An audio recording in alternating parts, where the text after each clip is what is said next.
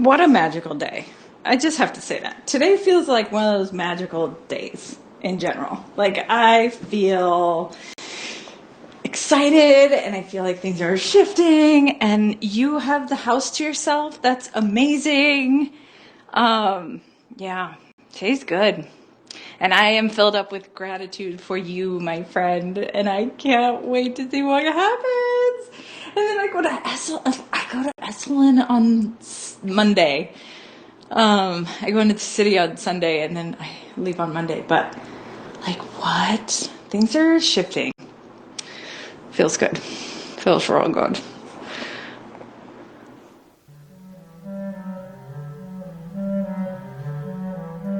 Welcome to the second episode of Noticing, a podcast about nothing and everything at the same time. This week we talked about my retreat at Esalen, growing up going to church, thin spaces. We go back to our favorite Christian mystics, and we talk about the very interesting origin story of human design. I hope you enjoy.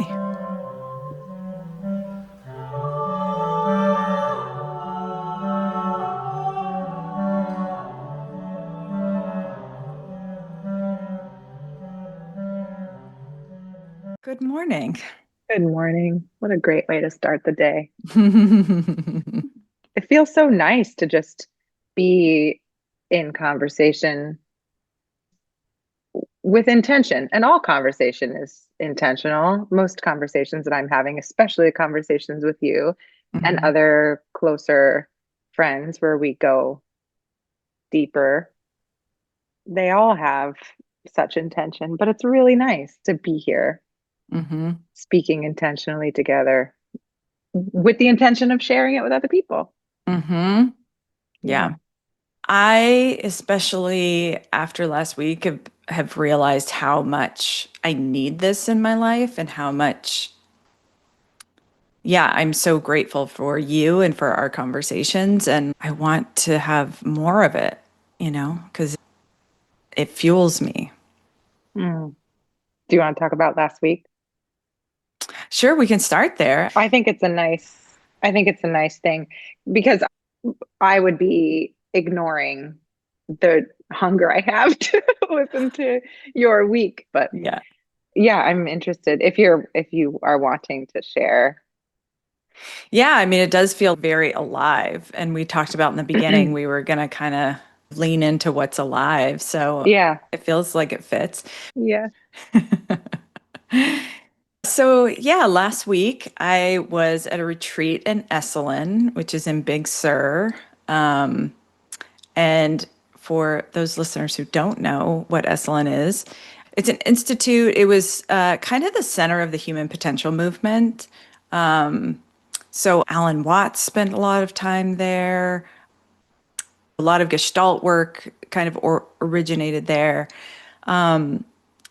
And the land itself is particularly special. So the Esalen indigenous tribe has used that land for like 10,000 years. And it has a natural hot spring, and it's right overlooking the Pacific Ocean. So they would go to that land to heal. And when they couldn't heal, they would bury their dead there. So you feel it when you're on that land, like it is palpable. So I was just really called to be on that land. I was there 15 years ago, and I think about it all the time. It was like truly transformative. Wait, so 15 years ago, did you do another retreat there? Yeah, so my grad school, I went to California Institute of Integral Studies in San Francisco, and my program, they do a retreat there every year. So it was like my whole class, because our professor, Richard Tarnas, he lived there for like 10 years and wrote his book there and has deep ties to the land. So that was my first introduction. So it holds like so much. It's just a really special place. And thinking about launching my offering into the world, I just felt called to go back and re-anchor myself in that land. So I took a class on human design, which I it was kind of like the workshop lined up with my schedule, and I was kind of called to it. But it turns out, as with most things, I was in exactly the right place at the right time. It's exactly the right workshop I needed to be in.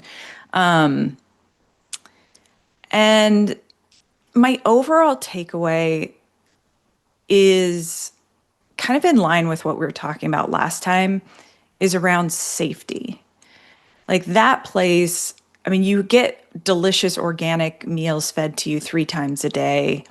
You know, you're bathing in this healing water, you're nourished by the Pacific Ocean. But more importantly, everyone who's there holds a sense of safety. You know, no one is judging you, no one cares what you're doing or what you look like. And you enter into these conversations where you can just feel like I am not being judged right now. And I think when you have that container of safety, so much growth can happen. Mm-hmm. And we've talked about this. You've shown me this, you know, and it was really beautiful to experience that. You showed me what safety feels like, right? Just being in your presence. I could co-regulate my body being in your presence. And so I've learned to regulate my nervous system. And now I could go to Esalen and I watched how I could be the regulated person in the room, the safety in the room, and allow others to feel what that feels like. And then Yeah. teach them, like, here's how I'm doing it. I would be in a share because we would do like these group shares, you know, which are always so powerful. And I would have these things that wanted to come through me. And I would feel my heart racing. I would feel sweaty all over my body. Like I even got an Apple Watch notification that like your heart rate is 120, but it looks like you're not doing anything. But I was able to share that and say, you know, I'm feeling this, but luckily I know how to regulate my nervous system. So I'm going to breathe. I'm going to go slow and I'm going to share this because this is telling me this needs to be shared. There was this other really lovely man that I had really deep conversations with. He was kind of struggling with the same thing of like being seen and, you know, feeling like maybe what you're sharing isn't like I dealt with a lot of rejection in the past of like feeling like I share something and it just kind of isn't wanted, Mm. and having that feeling of rejection, which triggers the stress response. It triggers that physiological sensations in the body. And he was kind of feeling the same thing. And then in another share later, I watched him. He was like, "Oh, my heart's racing." Like he was sharing that same thing, but he still kept going and still shared. And then to take it even further, on the last day, I had a conversation with him and he was asking me how to like be there for one of his friends who he was feeling like his friend couldn't give love to herself, like she didn't appreciate herself. I was like, look, the best thing you can do is show up. And this is new for you, right? You're nervous about this. You're stretching, you're growing, you're stepping out of your comfort zone. So the best thing you can do is check in with your heart, you know, check in with your nervous system and breathe and show her safety and show her what it feels like in the system to have your nervous system get activated because you're doing something new, but you can do it anyway. So, Mm. yeah, it was I'm beautiful. curious. I'm curious how, because you've told me this a couple of times where I have shown you safety. Can you illuminate that for me a little bit more? How can one person in your life do that? How did I do that? Because I honestly don't know. You just did it by being yourself, to be honest. Yeah, right. So Yeah. it's helpful for me to actually understand what it is about my presence. And you often help me, you hold a mirror to me in a really beautiful way so that I can understand what I have innately. in myself that can be used to benefit others. So once you help me understand what it is that I unconsciously did, I can try my best to consciously do it more, you know?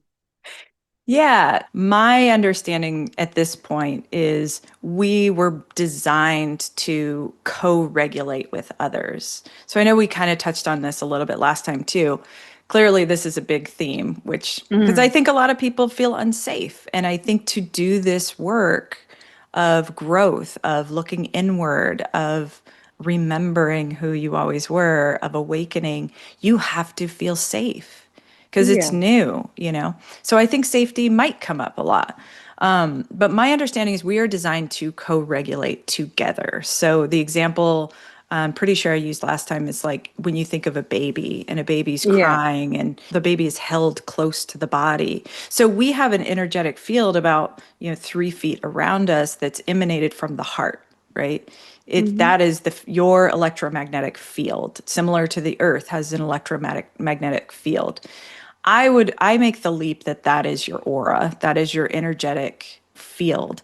And so when you hold a baby close, that baby's in your field. So whatever you're feeling, whatever's moving through your field, there's a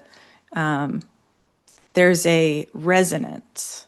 So Yeah. whatever you have in your field, the other person is kind of resonating with that. So, and I just learned recently that your nervous system starts to develop in the womb. It's like in the second trimester. So you're already being programmed by the pregnant person's nervous system that's being, Yeah. programmed into you. So I get triggered by, I used to, or no, sometimes still do get Yeah. triggered by being seen because Yeah. I didn't necessarily feel very seen or heard when I was a child.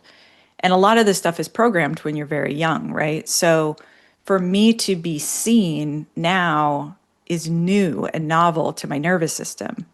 So my Right. brain interprets that as like, this is new, this is unfamiliar territory, this is scary.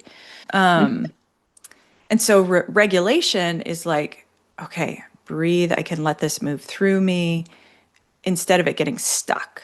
Because a lot of times we interpret those sensations, those fear responses as a threat, and then we get stuck in a story.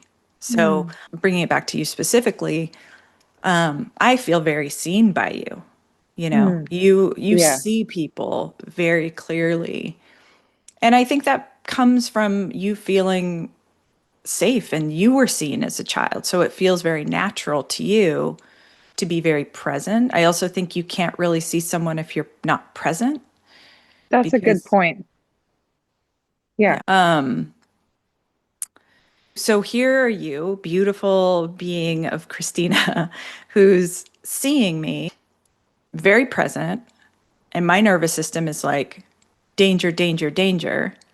But my more advanced brain is like, no, this is what I want.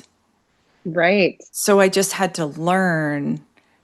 And at first, it wasn't necessarily conscious. I mean, I had a meditation practice and, I had had experiences like going to Esalen 15 years ago of like, this is what it feels like to feel deeply seen. But I was kind of out of practice when I met you. I'd kind of fallen out of a lot of my practices.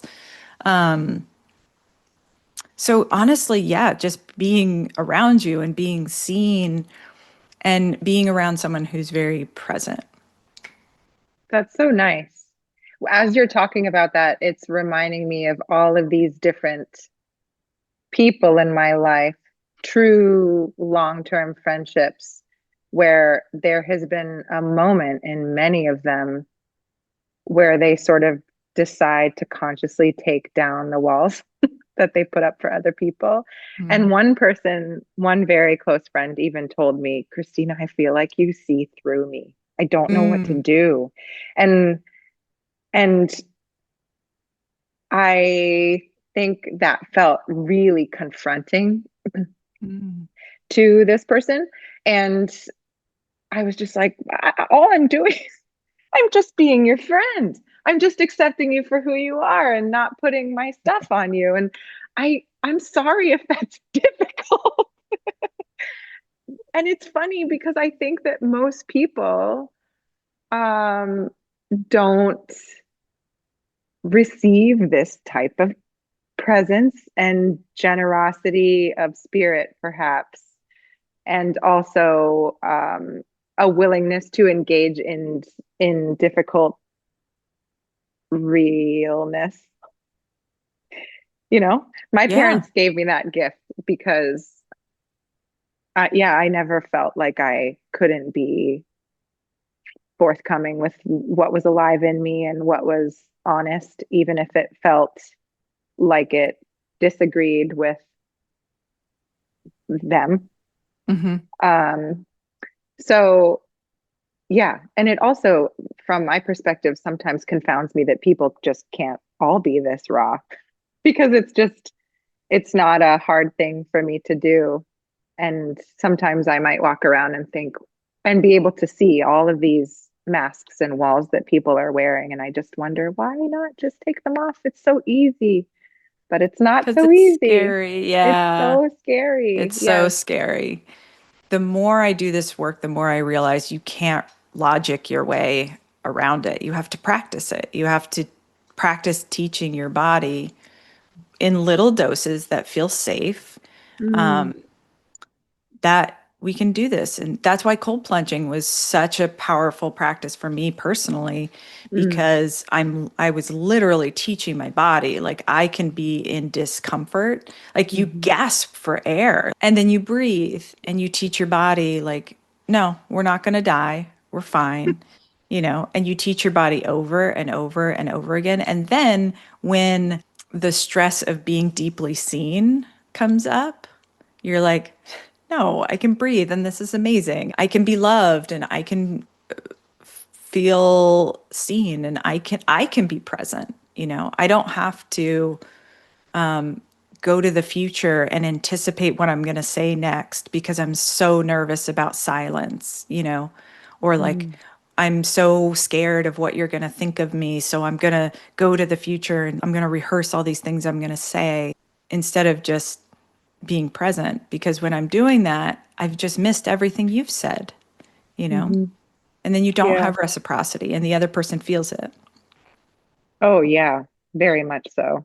Isn't it funny how when you get to this beautiful early midlife, you have so much clarity because all of these things that you've been practicing to save yourself, all of a sudden you're just ready to let them fall away and really show up as who you've always come here to be. And for me, watching a world of people who had all of these boundaries and masks and walls set up for themselves to keep them safe, what they told themselves would be safe.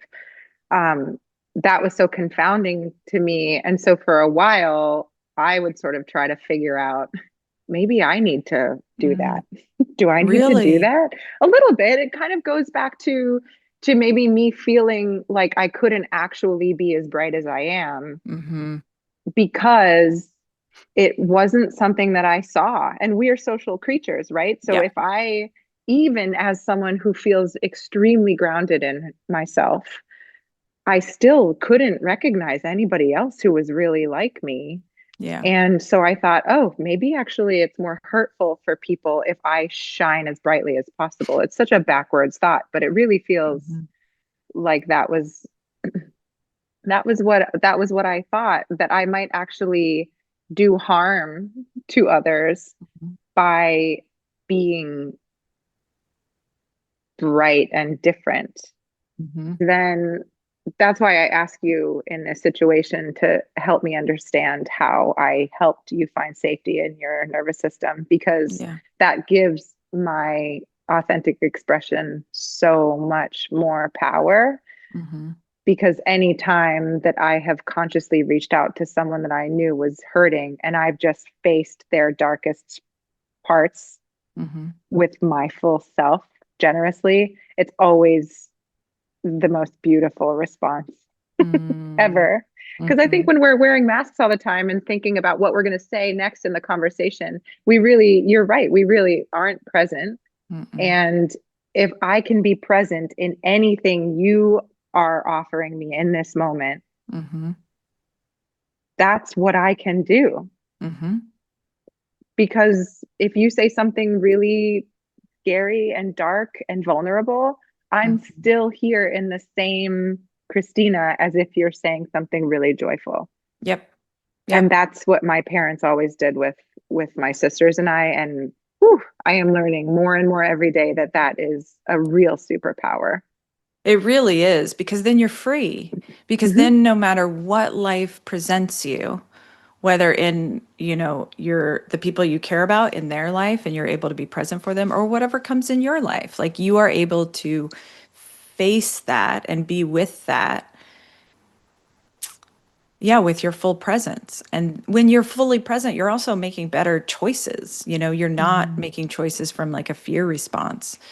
So I wonder also if people know what human design is, because if I didn't know you, I would not. So I wonder if it makes sense to talk of like what is human design?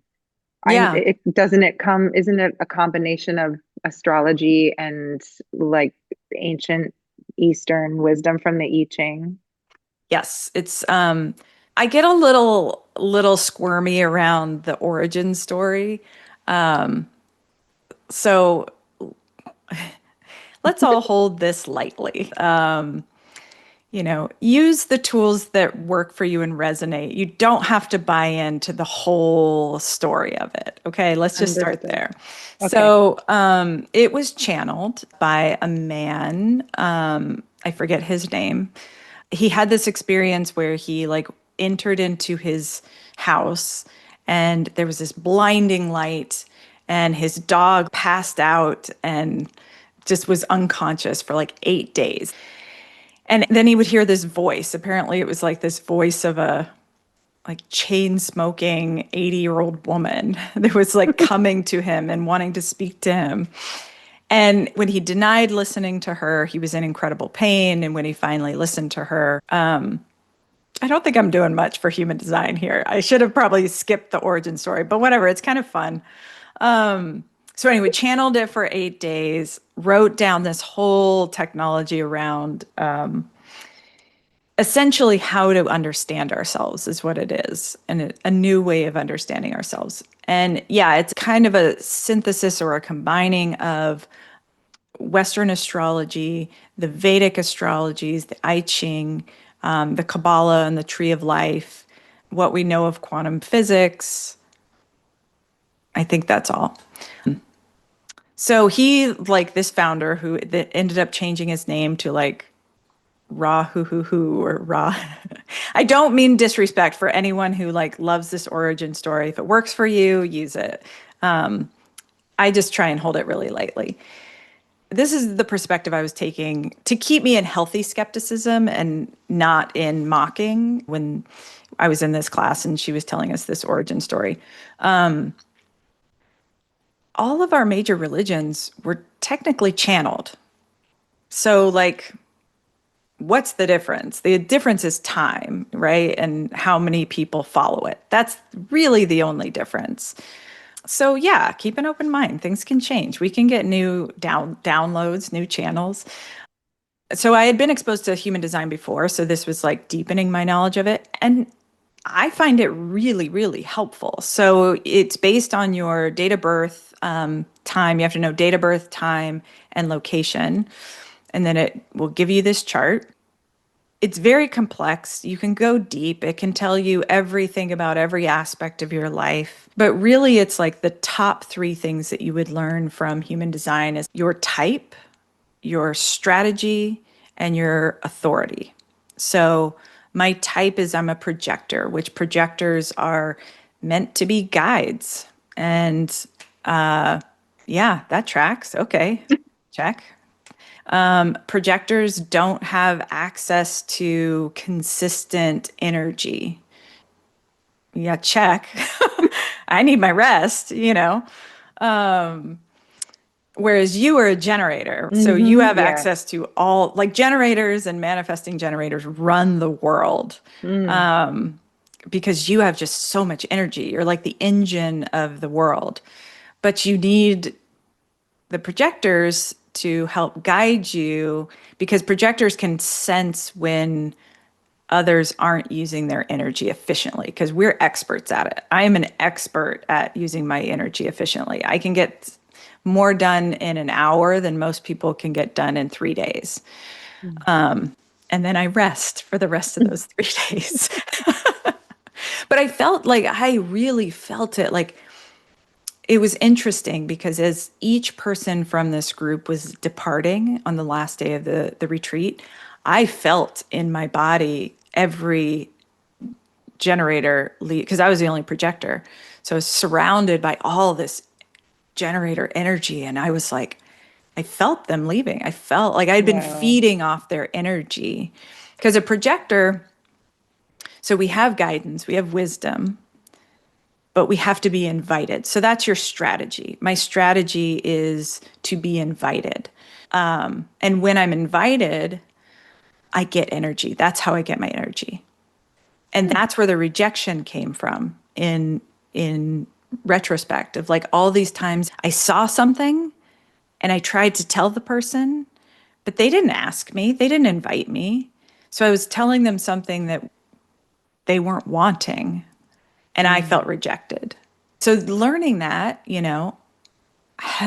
helps me to understand when I should give advice and when I shouldn't. So that's what I Hmm. like about human design is it's very practical and you can play with it on your own and you can experiment. And there's something about just like having something outside of yourself telling me this is the way you're designed and it's resonating with how I feel. So it for me gives me so much permission to Mm. just be myself, be this authentic self that I feel. So the authority is still coming from me saying this resonates and this is a blueprint that sounds like me. But it gives you language and it gives you, a framework to kind of play within. Yeah, I think that makes a lot of sense. And it also reminds me that once you feel like you are stepping into living really authentically, a lot of times, for me anyway, once I just really embraced myself fully, this sort of spotted, dotted, lit path back to like the beginning of Christina illuminated in my brain, and all of these different things, like all of these things that I was doing in high school. Like I was listening to 1930s jazz and writing plays when my friends were at parties. That was not normal, or different things like this, all these little dotted lines, things that I gleaned from certain books that no one else tended towards, Hmm. phrases that I recall, all of these things. You could get this information from anywhere. Movies that you watch, things that you really Hmm. love, all of a sudden it starts to weave into this beautiful tapestry that is you. Hmm. And your only job is to accept that and step into it fully. Hmm. And it sounds so simple because it is so simple. It is But so simple if you give yourself permission or like, because a lot of people are indoctrinated into this is the way, I through know. through religion, through, social conditioning. So it's very simple once you strip away what's getting in the way. Oh, very much so. Yes. And you and Yes. I feel like we're very blessed in that I had zero indoctrination into any religion. And from what I've heard from you, you had religion, you had church, but it was Hmm. held in a very different way. I don't know if you want to speak to like what your experience was. Yeah. Yeah, sure. My parents both grew up going to church. My mom grew up in a family of nine, so they were Catholic, and she grew up going to church every Sunday. And my father grew up Episcopalian. Episcopal? I don't actually know which one's correct. I've heard them say both. Episcopal. They went to an Episcopal church. And then when they got married, my mom did whatever you have to do to like say bye to Catholicism and hello to Episcopal alienness. I think that's And all you have to do. yeah, Hello. you're right. So then we went to Episcopal churches, and I remember hating the routine of having to do that.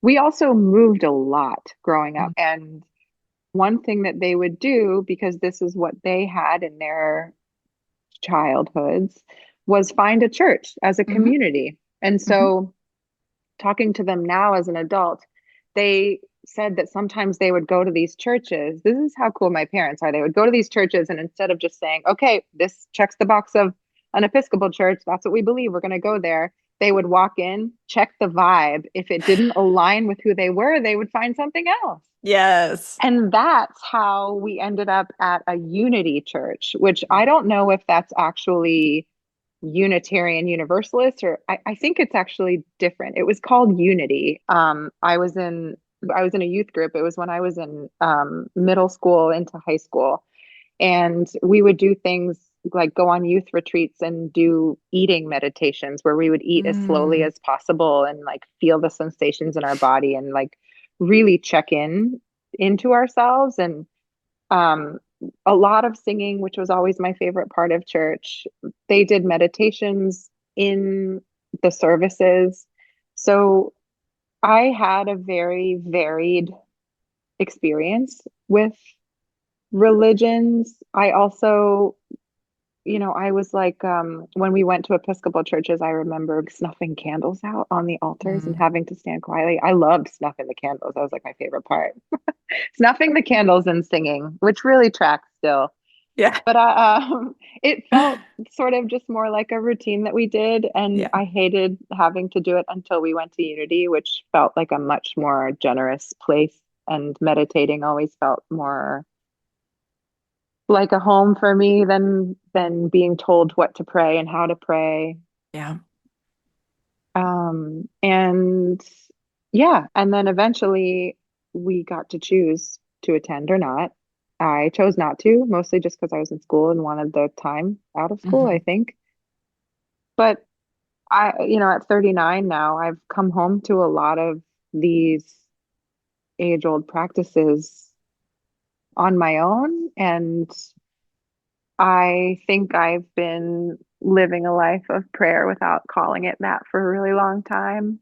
Yeah. And for me, that looks like being in my garden. Mhm. I listened to an On Being podcast with I think he was a Catholic priest, Eugene something or other was his name. And he talked about how he prays so often that oftentimes he doesn't even realize he's praying, and that's when Mm. he finds success in it. And that Mm. made me tear up when he said that because I know exactly what he means. Mhm. Um, so yeah, I wouldn't say that I was really heavily indoctrinated, but I certainly was made to go to places and listen. But I was sort of like off in my own world most of the time anyway. Yeah. And I was allowed to be. Mhm. Yeah. Yeah, and I think I feel called to make it clear that I am not anti-religion. I think it can have such a beautiful place. And I think it's really sad the way it's been manipulated and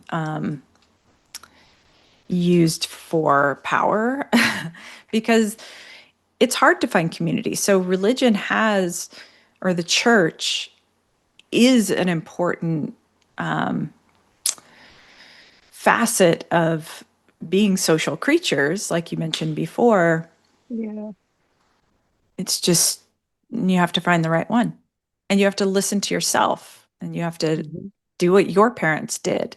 What's the vibe like? Check the vibe first. If Check the it doesn't work, vibe. yeah. Yeah. And that's trusting yourself. I think that is the shift that I hope we're moving into. And I see evidence that we are, is shifting away from there is an authority outside of yourself to Yes. you are the authority. And that human design does promote that. It's very much in alignment with that. That is the whole point, is you are designed this specific way and you are the authority, even if society is telling you otherwise. Like the conditioning gets in the way of you living how you were designed. And that conditioning is not real. It's, well, I don't want to say that. It feels very real, but it doesn't have authority over you, or it doesn't need to. Yeah. Yeah, I think that's exactly why it never really landed to me. Church never really felt like a home to me because I didn't really understand why everyone would be thinking that what this one person said was what we should all believe. Yeah. I mean, Yeah. we are wired for belonging, so we are desperate to like find a common language and something to make us feel that like we belonged. And I love the teachings of Jesus. Jesus was rad. I mean, For sure. The more I return back to Jesus, I'm like, yeah, I yeah. want to live as like, I hear people who in my circle who are very into Jesus, Mm-hmm. walking the path of um being in service of Mm-hmm. Jesus Mm-hmm. and letting him, the way that oftentimes these people will explain it is letting him tell them what to do. Like they are a servant of Jesus. And I didn't like that personally. And now I can reframe it to myself and say, like, live as if you are Jesus. Mm. Yeah. Live with that compassionate heart where you believe that everyone is equal, everyone is deserving of the same life, and to care for all beings in that way. And so when I frame it like that, then it makes sense to me. Yeah. And um, there are plenty of people who understand the teachings of Christianity as it's Christ consciousness. Mm-hmm. Yeah, the whole Christ consciousness thing, Mm. I think, naturally turns back to Hildegard von Bingen because I think Matthew Fox, he talks about a cosmic Christ, and I don't know if that's the same as Christ consciousness. Maybe it the Venn diagram overlaps in a very big way there, but you know, Hildegard von Bingen was this Christian mystic of the 11th century. And I talked about this before on our first episode, but she's been really coming to me in a big way. So Hildegard has entered the chat. I love it. Hildegard has entered the chat. She arrived, and this is coming from Christina, who is not necessarily like really hunky dory about Western Christianity. So for her to kind of pop into my consciousness I love that you're was, speaking yourself in the third person now. I'm just trying to frame it. It was strange. It was strange for Yeah. this. It's out of character for you. Very out of For character. past Christina. Yeah.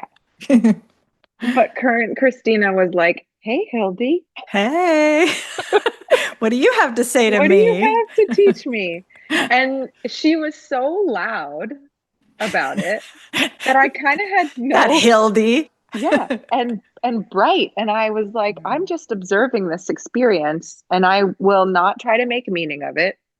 Mm. I'm going to approach this with a curious heart.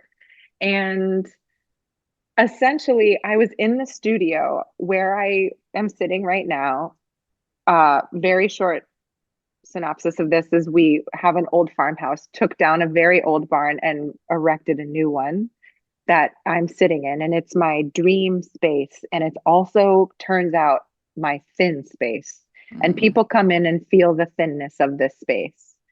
Can you speak more about what a thin space is, or do you think it would Yeah. derail? No, it's okay. A thin space is something that my very Christian sister taught me. Mm. So again, things are overlapping in a beautiful way. Mm-hmm. And a thin space is, I would describe it as a space where the veil between what is material and what is otherworldly, heavenly, universal is very thin. Mm. So I feel connected to all things in a way that I never have. And it always happens when I'm in here. Mm. And other people have felt it. One person walked through and said, I don't know whether I should sing or whisper. Yeah. And that has been a way that I could also describe a thinness. So I'm in here on this very remarkable day where I didn't have much in here yet. I hadn't fully moved in, and I decided to receive slow time in a way that my whole life I think I'd been wanting to, or I should say my whole adult life I'd been wanting to, but you know, you need to be busy, busy, busy. And I thought, no, I have this beautiful room and the light moves throughout the day, and that is on purpose, all these windows, and the light moves in the springtime, which is when I was in here at this time last year, moves from the ceiling to the floor. And I sat down in front of it and I watched it.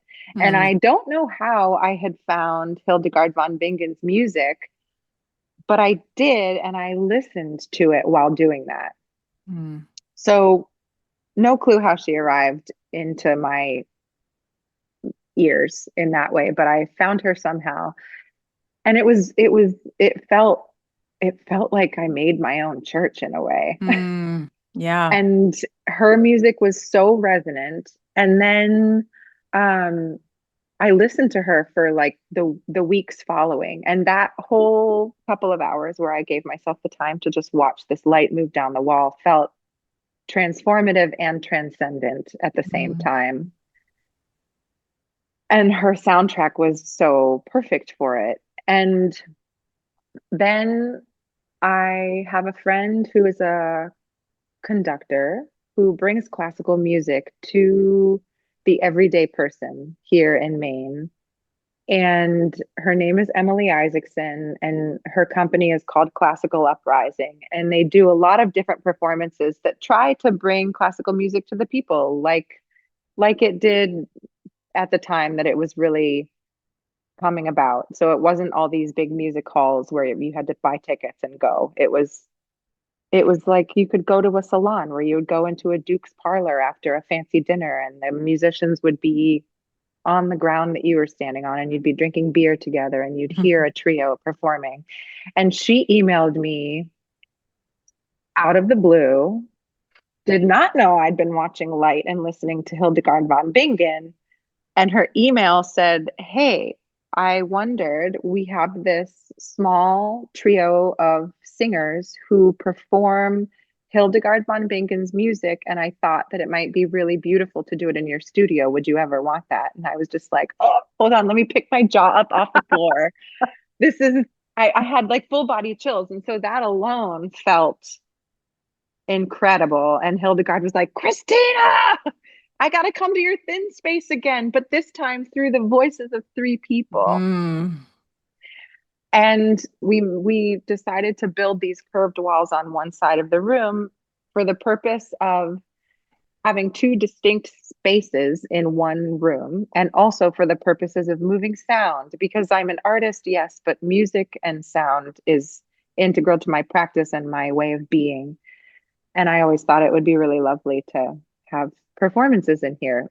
And so I said, yes, please come over tomorrow. And she did. And we talked about what this would look like. And the whole idea was that my work would be suspended in the space while we invited a small group of people to come and hear these three singers sing Hildegard von Bingen's work while projecting her illuminations, so her artwork, her visions of the living light on the wall. So the night after Emily came, I was going on like a little 2-night retreat in a cabin in the woods that I do often throughout the year for my own quiet and contemplation. And I decided to sort of sit with that. Emily had just left. It felt like something I really wanted to do.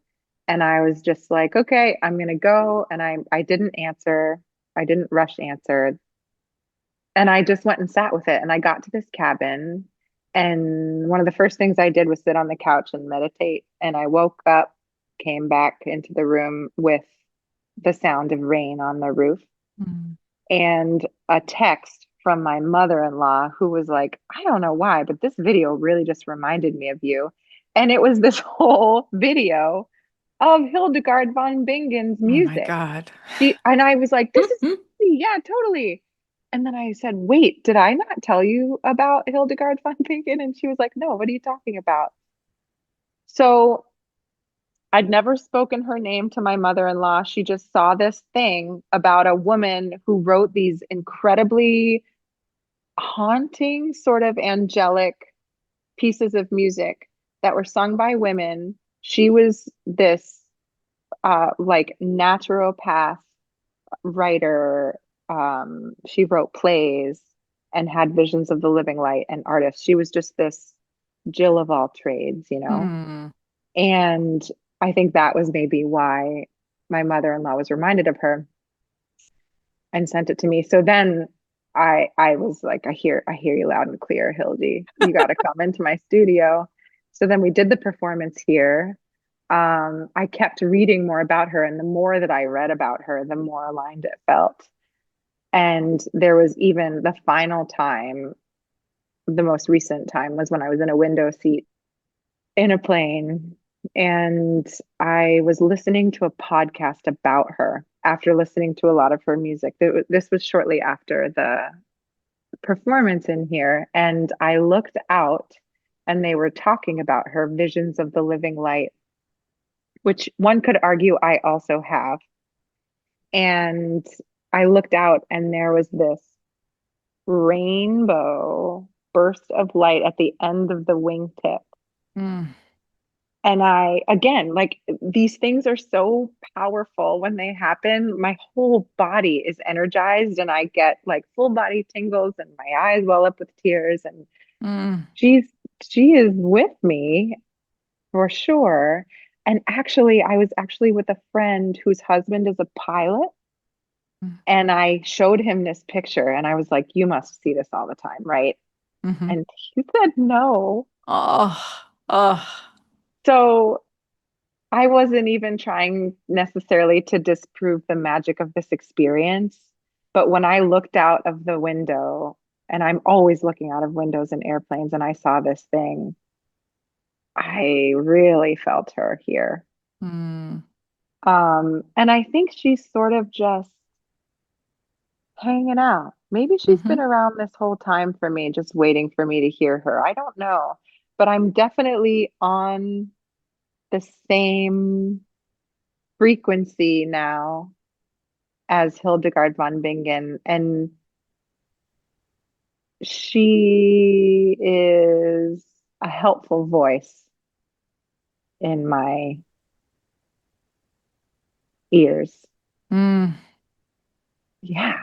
A guide? Does she feel like your guide? I wonder a little bit if that's what she is. And well, does it feel like that to you? Like, what does it feel like to you? Yeah. That's a good question because I hear people talk about their guides. I don't know who my guides are, but I do pretty effortlessly find an illuminated path backwards that she probably was a part of. So I think that's probably what she is. Sometimes I think about the Reiki experience I had where the whole room filled with light and it was coming from me. And that was the moment I realized my work here is to be a beacon and this vibrant person. Mm-hmm. And I wonder if Hildegard was the one who like gave me that big nudge, and she knew. I don't Yeah. know. But she is, we are in conversation, and I Yeah. think we are cut from the same cloth for sure. Mm-hmm. And she had a very loud voice at a time when people weren't listening to women.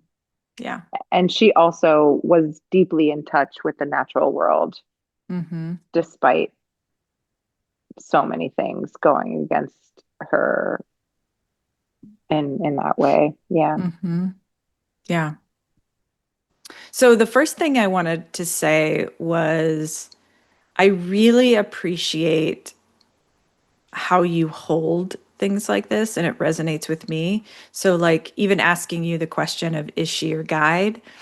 I see this like hesitation because there are a lot of people who hold things like spirit guides or, angels, and they hold them in a very like solid, concrete way.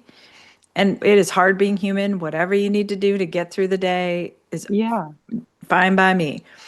For my own life, I have a resistance to that. And I like to hold things, anything that's in the space of the unknown, I like to hold lightly. And like, this works for me. This is the language that resonates. Everything we're trying to talk about in this podcast is beyond language.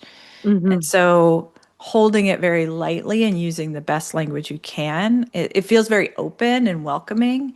Yeah. And I also, I think for me, it's the same reason that I never had the strong urge to call my deep inner knowing something else Mm, because it's something that I know. And that's hmm. all that I need to realize about it, I think. Yeah. And yes, I can say with certainty that Hildegard von Bingen and I are in conversation, even though she's long gone. Mm, But I don't feel the need to make her any more massive than that, you know? mm. Or give her yeah, I Well, find that I authority is coming up for me. It's like yes, you're yes. not giving away your authority to her and like saying she is this entity outside of yourself. You know, I think some might point to, were you her in a past life or like, and this is where it gets really hard to talk about, but like the non-material, this is my perspective. People listening, try it on. If it doesn't fit, throw it away. Yeah. The non-material world for me is we'll call it a realm, although it's out of space and time. So realm is the best language I have. I don't know where does non-space, non-time exist? I don't know. But in this realm, we'll call it, Mm. there is no separation. So Right. you are Hildegard. I'm going to call her Yeah. Hildy. You and Hildy are one. So are you accessing Hildy or are you accessing a part of you that is connected to the one where there is no Yeah. separation? And she's just coming through in that form because that individual being of Hildy, when she was on planet Earth, Mm. left a left an imprint that can give you language so that those parts of you can speak to you. I don't know. Yeah. Like that's kind of Yeah. how I try and hold it is like, because then your authority stays within you. Yes. I am always looking for practices and languages that keep me in this deep knowing that I have that the separation between me and everything else is an illusion. So, how can Mm. I stay in that energy of non duality, non separation? I don't Yeah. know. This is the same reason that I never really identified with formal church. Hmm. Um, I have always felt an extremely distinct center in myself. And that was something that I had to battle as selfishness. I worried as like a younger person that that was selfishness. Mm-hmm. And it isn't. What it is a center that I am at home in. And I didn't see many other examples of that. So I think it always confounded me. But yes, I think the way that you describe it feels really right in the way that I also feel it. Um, yeah, because I don't think she has authority over me. I'm, I just feel like I'm kind of hanging out with her a little bit, Mm-hmm. and maybe I was her, maybe we are me. I don't know. When you also talked what that time that you came out of the sauna and had that whole like thing that you channeled through, you talked about living as mystery. Oh, Living as mystery was like a very potent message. And so I think by becoming whole, we are remembering how to live as mystery. mm, And that kept coming up for me. Like I keep feeling like the immensity of realizing that we are to become the mystery, to remember how to live as mm, mystery and not as certainty. And it's what cold plunging has done. It's what twins mm-hmm. have offered me. It's what my sister Lauren does with Jesus. She is just always ready to pivot because this is all we know is that there's always change. Mm. The music was recorded live as a part of the sound service at 3S Art Space in Portsmouth, New Hampshire in January 2025, where musicians responded to the changing light in the room that reflected and refracted through Christina's suspended artwork. Andrew Halchak, the composer of this piece, is playing bass clarinet, and Tomas Cruz and Katie Seiler are singing.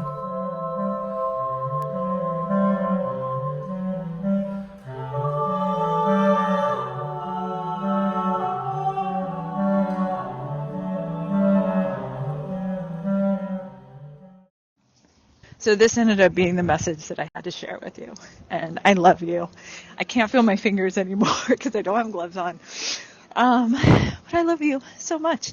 And I love the miracles of life. And I love my design, highs and lows alike.